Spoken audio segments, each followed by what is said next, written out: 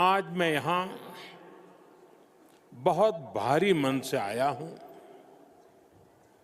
कल शाम दिल्ली में हुई भयावह घटना ने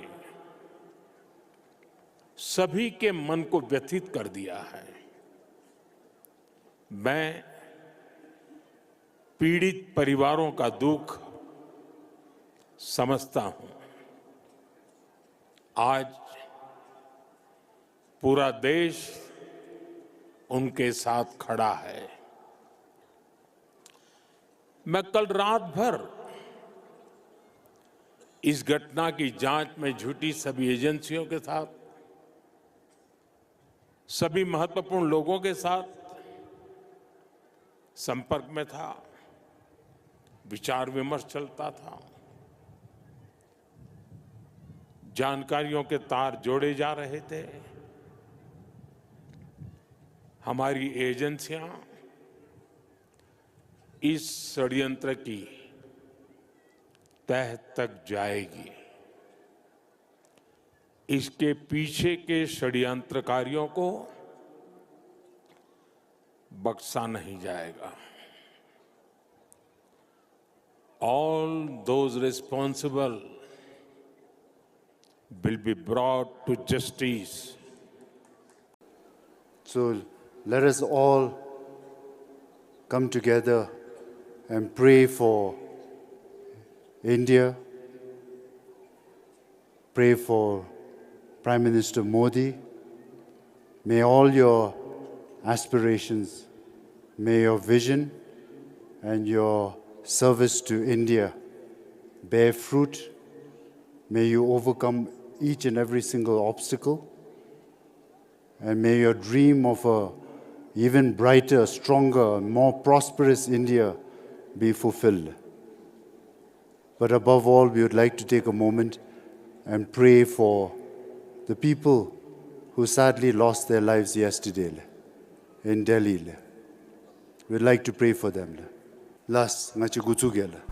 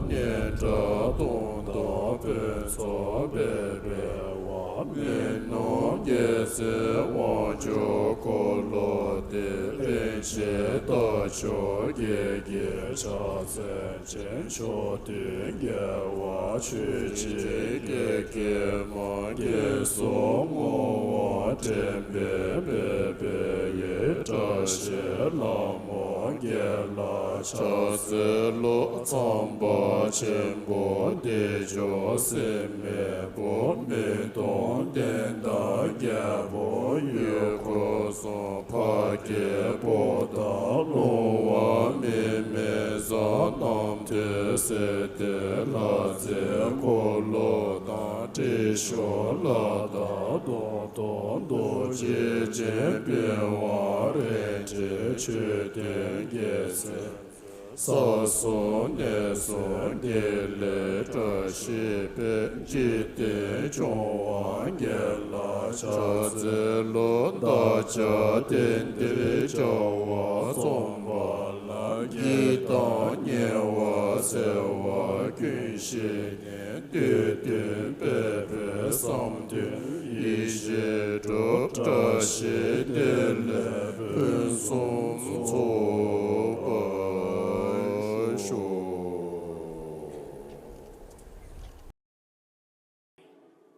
साथियों, भूटान के his majesty the fourth king का उनका जीवन विजडम, सिंप्लिसिटी, करेज और राष्ट्र के प्रति सेल्फलेस सर्विस का संगम है।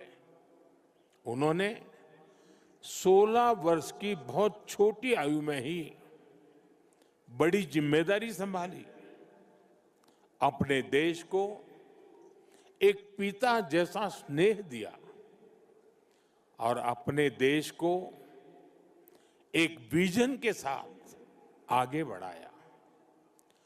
34 वर्षों के अपने शासनकाल में उन्होंने भूटान की विरासत और विकास दोनों को साथ लेकर चले।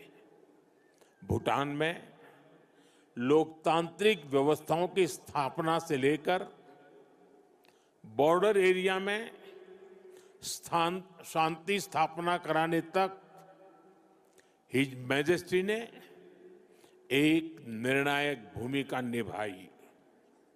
आपने ग्रॉस नेशनल हैप्पीनेस का जो विचार दिया है, वो आज पूरी दुनिया में ग्रोथ को डिफाइन करने का एक अहम पैरामीटर बन चुका है। आपने दिखाया है कि नेशन बिल्डिंग केवल जीडीपी से नहीं, बल्कि मानवता की भलाई से होती है। साथियों, भारत और भूटान की फ्रेंडशिप को मजबूती देने में भी उनका बहुत बड़ा योगदान रहा है। आपने जो नींव रखी है, उस पर हम दोनों देशों की मित्रता निरंतर फल फूल रही है।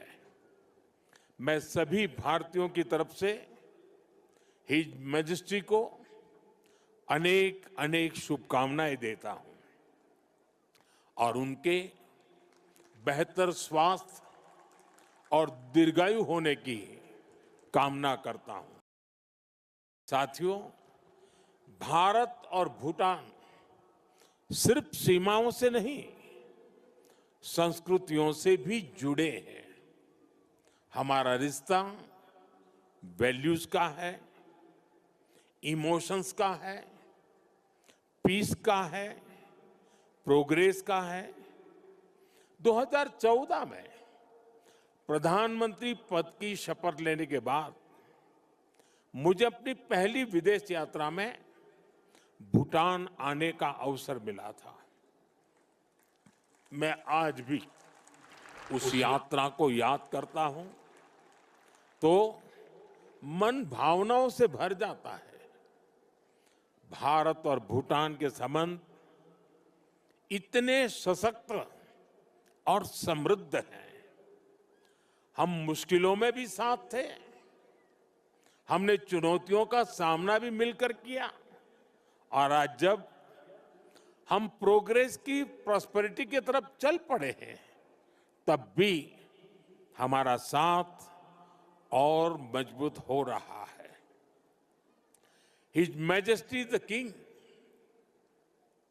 भूटान को नई ऊंचाई की ओर ले जा रहे हैं। भारत और भूटान के बीच विश्वास और विकास की जो साझेदारी है, वो इस पूरे विजन के लिए बहुत बड़ा मॉडल है।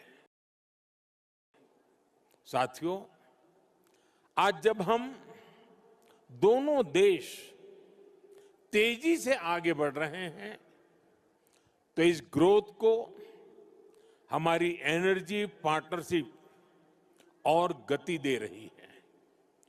भारत भूटान हाइड्रो पावर साझेदारी की नींव भी his majesty the fourth king के नेतृत्व में रखी गई थी।